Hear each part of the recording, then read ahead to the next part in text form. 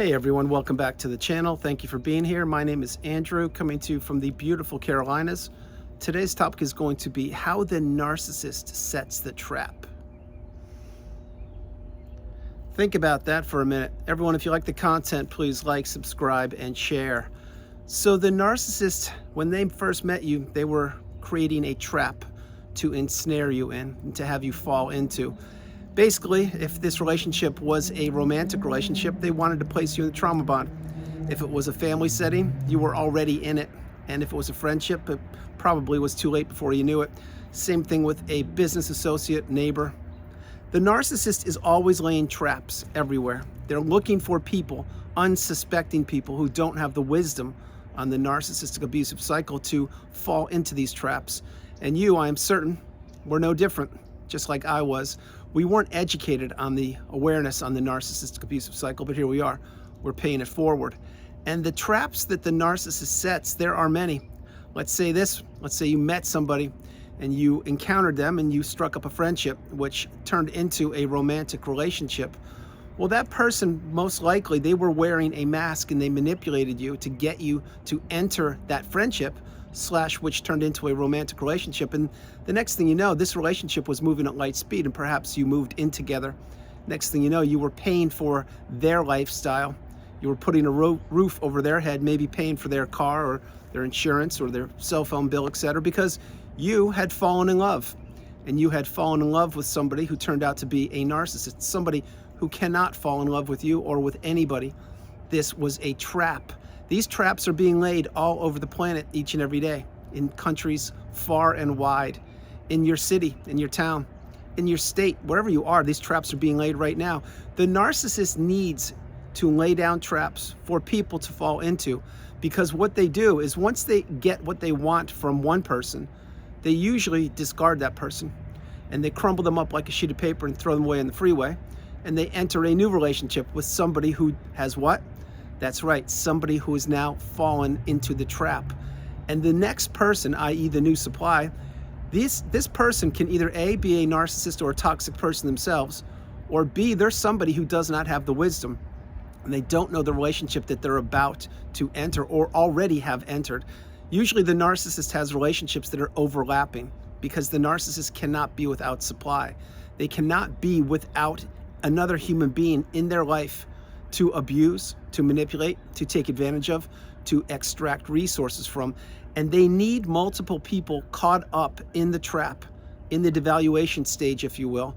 And they want people to not A, figure out who the narcissist is, B, break free from this trap, C, discover that the abundance and the beauty and the energy is within you, not the narcissist, it's within you. And the narcissist saw this, and they again tried to hoodwink you and get you as close to them as possible so they could trap you. Now, some of the traps the narcissist lays would be this. Let's say that it was a romantic relationship. Let's say you weren't even in love. Let's just say it was a fling, or you dated somebody for a little while. Fling meaning you dated somebody for a while. It doesn't mean anything inappropriate. Point being is when you did that, maybe you or your partner got pregnant. Now, what happened there? Was that pregnancy on purpose? I can't tell you. What I can tell you is if you and the narcissist had a child and the person turned out to be the narcissist, meaning your romantic interest, maybe that was on purpose. Maybe they were trying to lock you down for 18 years so they could extract resources from you, which would include child support, a roof over their head, money. Maybe you had to buy your way out of that relationship and go to court and get the child custody for yourself because you figured out the trap was set. You had a child.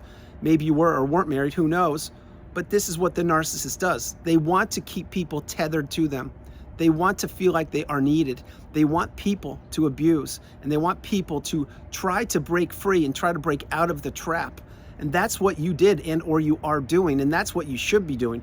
Once you've identified that the person that you're thinking about or were in a relationship with is or was a toxic narcissistic person, you need to understand that the path is to go no contact, block them, delete them, remove all flying monkeys and people associated with them if you can do it. If you can't, you need to stay stoic, calm, centered, patient, focused, and within yourself, and utilize gray rock, which means become dull and boring.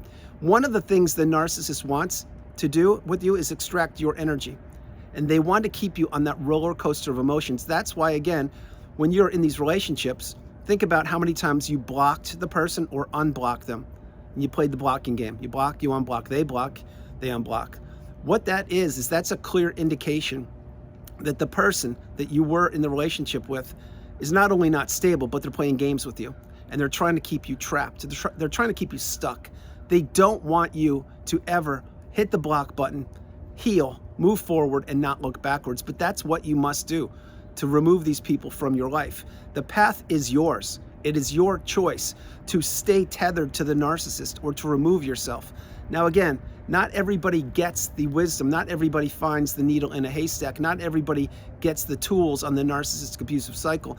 Most people are trapped in these relationships and they can't get out and they don't know what they're up against. There are people that have been in these relationships for 30, 40, 50 years and they're so beaten down and broken down that there's nowhere for them to turn. They've lost hope and perhaps they're just accustomed to the abuse and they tune it out to the best of their ability, but they can't escape it because when they go back home to the narcissist, who is their spouse most likely, maybe it's their mom, dad, aunt, uncle, brother, whomever, when they go back, that tension, you can cut it with a butter knife in the house. And that is not a safe or healthy environment. Again, your house. When you were with the narcissist, you may have thought that the house you were living in was a loving, kind, stable place. And maybe it was for a period of time.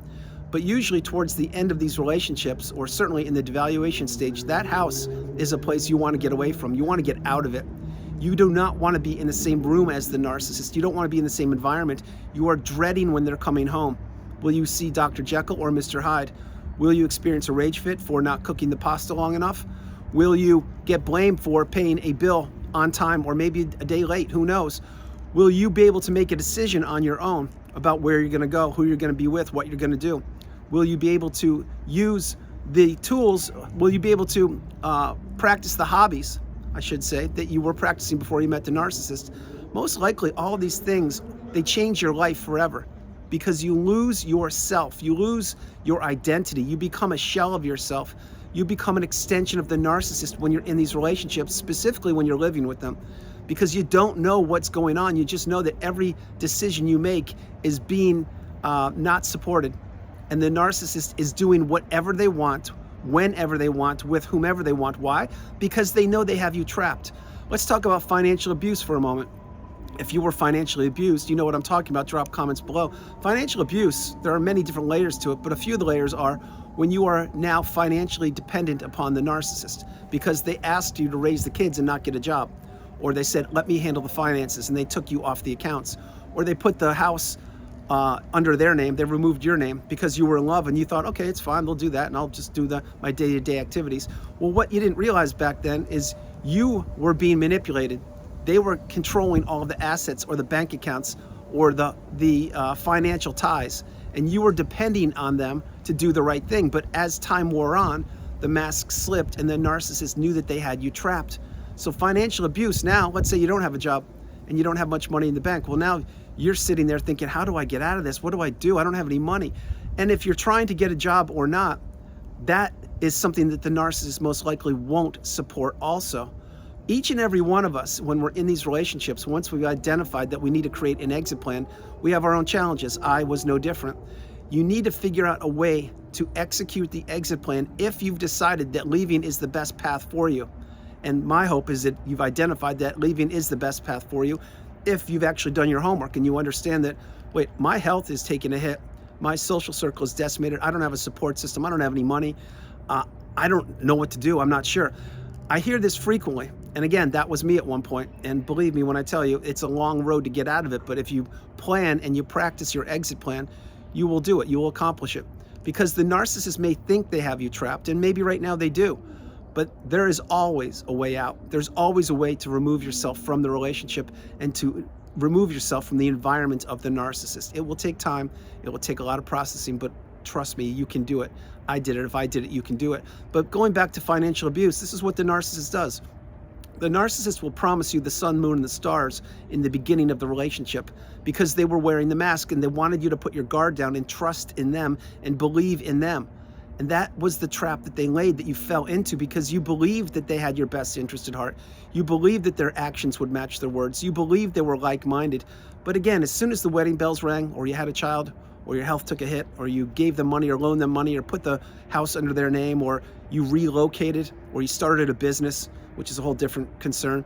When you did one and or all of these things, the narcissist knew that the trap was set and you fell into it. And that's when they began to slowly pull away from you and devalue you and blame you things for you did that you did or didn't do, and tell you, example, going back to financial abuse, why don't you get a job? Like what's the problem? I'm paying all the bills here. What are you doing? You're not doing anything. But what you are doing is you're raising the kids, you're cleaning the house, you're going grocery shopping, you're paying the bills, you're keeping the laundry clean, you're doing everything you can, but maybe you're not bringing in a paycheck right now. But what you're doing is equally as important, if not more, as the bills, as the money that's coming in, because someone's got to run the household. Someone's got to take care of the bills. Someone's got to raise the kids. Someone's got to cook, clean. Someone's got to be available and present. But that's not the narcissist. You see, the narcissist wants their cake and they want to eat it too. They want to have the best of both worlds. That's why they want to keep people trapped in the household usually, or under certain circumstances. And they go out and they gallivant the globe, getting other sources of supply. Now, when I say other sources of supply, I am not specifically referring to romantic relationships. I'm talking, it could be going to a hobby group or a sporting event, or it could be their job. Maybe they're a traveling salesperson or whatever they do. That gives them supply left, right, and center because they're on the road and they're meeting new people in new towns, in new cities, in new states, in new countries. That is the supply for the narcissist on steroids, because the narcissist is always looking for a new shiny object. And at one point that was you, until they had you locked down and you fell into the trap and you believed in the false narrative and you believed in the mask, and then things turned, but it was too late for you and it was too late for me. The whole point of this video is to let you know the narcissist is constantly laying traps. As we speak all over the globe, people are entering narcissistic relationships. Other people are being discarded, and other people are leaving it themselves because they've developed an exit plan and they've disappeared. This is how the narcissistic relationship ends. It usually ends with a thud, a crash, a bang. It is not a pleasant experience to go through, because there will be a lot of healing to do post-narcissistic relationship. This is what you must do, and the narcissist knows this. When the relationship ends, let's say you were discarded, just to give you an understanding of something, and if you were, my heart goes out to you, but if the relationship ended by you being discarded, you had to heal. You had to slow your life down. You had to process childhood wounds. You had to identify what kind of relationship that was. And you had to really understand that you were on an island all by yourself, and that yes, in fact, you did fall into a trap. And I don't say that lightly. This is what the narcissist does. They are a predator, and they're looking for people who don't know their worth, who don't know their value, who believe in the mask, who don't know about narcissism, who believe that most people on the planet have their best interests at heart. They look for these people, specifically empaths, if you will, not exclusive to empaths, but if you're an empath, you know that you can feel the presence of a room just the minute you walk into it, and you know you can feel the energy of another person without them even saying a word. That's a gift. It's a superpower. The thing is, when you enter that relationship with the narcissist, you didn't trust your instincts, your intuition, because you didn't know what you know now. That is what you now are understanding, that having empathy is a huge gift. It's a blessing from above. It's something the narcissist doesn't have, and they look at it as weak. They looked at you as weak. And so again, and you're not, by the way, you're a beautiful, bright, shining light. So when that relationship ended, you had to heal. What did the narcissist do? They kept you trapped, perhaps even in your own house or your own city or town, and they really, really wanted you thinking that they had moved on to the new supply and they're living their best life. Now, did they move on to the new supply? I'm sure they did.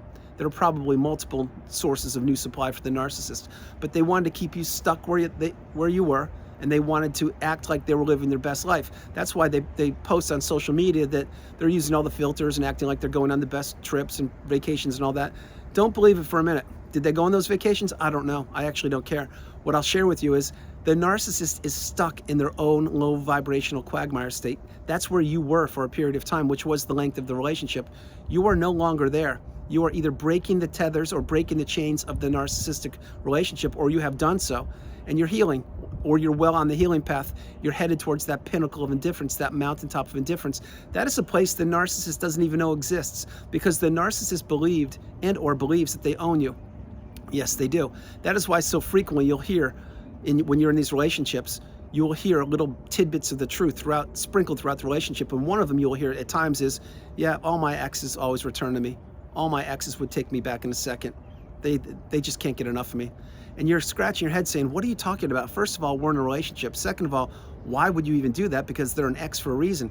Well, they're giving you hints to let you know right there that they know they're a toxic person and that they believe you will be one of those other Barbie or Ken dolls to be placed up on the shelf that they can contact later on if you don't go no contact, and they can enter the relationship again and pepper you with more abuse. I hope you followed that, but that won't be you. It can't be you, because you now have the tools, you have the wisdom. You're applying the lifelong learning lessons from the narcissistic relationship, and you're knowing now that this is all of their baggage, it's all of their misery, it's all of their pain they were trying to project on you, and they succeeded until when? Until they couldn't. Because there is a light bulb moment that you've either experienced or you will. And when you finally wrap your head around the fact that this whole relationship, A, was not what you thought it was, B, it was getting worse, C, it almost took you down for the count, and D, the narcissist just slithers away into the night to a new supply. They don't care about you. They don't care about the former people they were with. They don't care about the new supply. The only thing they care about is what those people offer for them. And at the same time, let's talk about the new supply for a quick moment. Again, maybe your relationship ended recently, and if it did, my heart goes out to you, and I'm not trying to trigger you or upset you. I'm just letting you know that the new supply is nothing but a new shiny object that thinks they just won the lottery. They think they just hit the jackpot. Maybe they're even proud of being with the narcissist because they took the narcissist away from you. That will be a blessing in disguise down the road. You may not see it now, but it's a fact. Because 1 minute in a toxic narcissistic relationship, once you have the wisdom, is 1 minute too long. And the new supply, God bless them, they can have the narcissist all day long. The thing is, they don't know what's going to happen, unless, of course, they too are a narcissist or a toxic person, and then they're playing your ex.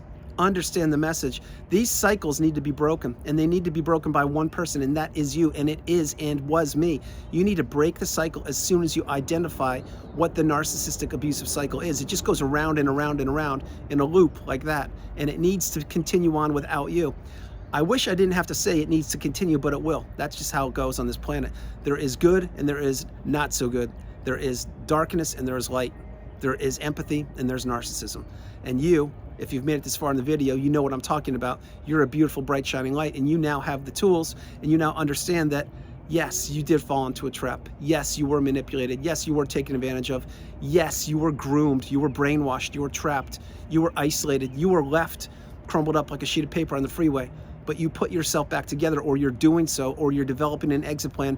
And all of the baggage and toxicity of the narcissist, it is theirs. It is not yours. You need to heal from this relationship. Let the narcissist drift off into the night and let them slither away, because that's what they do. They have no accountability, they can't introspect, and they won't take any blame for anything in the relationship. That is why they try to dump it all on you. That's why they blame shift. That's why they gaslight you. That's why they ghost you. That's why they give you the silent treatment. That's why they throw rage fits. That's why they triangulate people. All of this stuff, all of these baggages, all these definitions and glossary and terms, excuse me, that I mentioned on the channel, they all are taught by the narcissist to you because you're experiencing them, but you didn't know what they were when you were in the relationship. Now you know all the terms and definitions. And honestly, I wish these terms and definitions, I wish these behaviors, I should say, didn't exist, but they do. So now we need to insulate ourselves and protect ourselves from such behaviors. But the narcissist won't change. They will only deteriorate themselves over time, because eventually they become the aging narcissist. And yes, in fact, eventually they will look back in time at their former relationships and they will say to themselves, wow, I really blew up this one, that one, that one. My own kids won't talk to me. My parents won't talk to me. All my romantic relationships are gone, decimated. All of these people have moved on from whom? From me. That's what happens with these narcissistic individuals. Down the road, they are begging inside their mind for attention, but they don't get it. They shrivel up and wither away, just like an autumn leaf. As December hits, it crumbles up. That's what the narcissist does. They self-implode, and they need to self-implode without you anywhere near them, because you gave them the best of you. You have always given the best of yourself. Back then, you gave the best of you to a person who took it and took advantage of it, but that's not what we do any longer. Now we are in the third version of ourselves, the strongest, most galvanized version of ourselves known to humankind. Everyone, that's the video. I hope you liked it. I loved doing it from the beautiful Carolinas. This is Andrew. Namaste. Have a great afternoon, evening, or morning, no matter where you are on the planet. You are not alone. Remember that. You are not alone. And yes, the narcissist sets traps. They've been doing it since the beginning of time. We just didn't know it. Now we're becoming awakened and aware, educated and empowered, and we know now what the signs are for a trap that perhaps is being set for us right now, but we don't fall into it. We don't take a bite of the forbidden fruit. We now go no contact, block these people, and understand that we should be with like-minded people that care about us in reciprocal relationships. I love you all. God bless you, and I'll talk to you tomorrow. All right, bye.